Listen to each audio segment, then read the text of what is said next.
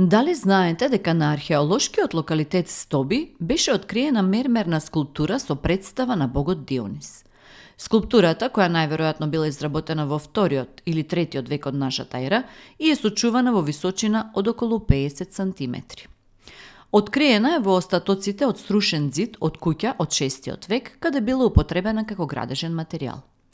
Токму поради тоа недостасуваат главата, десната рака и постаментот со стапалата. Со оглед на тоа што во 6-тиот век христијанството е доминантна религија, чест е случајот на уништување и употреба на скулптурите на паганските божества од претходните векови како градежен материјал. Дали знаете дека Дионис Таурус од Јаболци, Скопско, првиот век пред нашата ера, е бронзена глава пронајдена 1975 година на археолошкиот локалитет Падиште крај селото Јаболци во Скопскиот регион.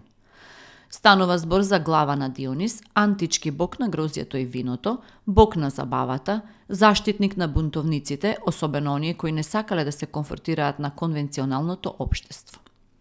Дионис е главен двигател на развојот на античкиот театар, денес сместен во Археолошкиот музеј на Македонија. Дали знаете дека и природата ваја исклучителни дела, доказ е атрактивната карпа што личи на слонова глава, создадена од две природно споени карпи што се наоѓаат во археолошкиот комплекс Маркови кули кај Прилеп. И познатиот истражувач Робер Рипли го представил како мало чудо на природата во енциклопедијата на светски познатите природни реткости. Луѓе што имале направено лоши дела доаѓале во камарите, полни со вода, да мијат раце и лице за да се исчистат. Најраширено е преданието дека слонот бил ослободување од јаловост. 4 жени се вртеле околу слонот со свеќи во рацете, во ноќите помеѓу петок и сабота, за да ги смилуваат вишите сили да им дадат челат.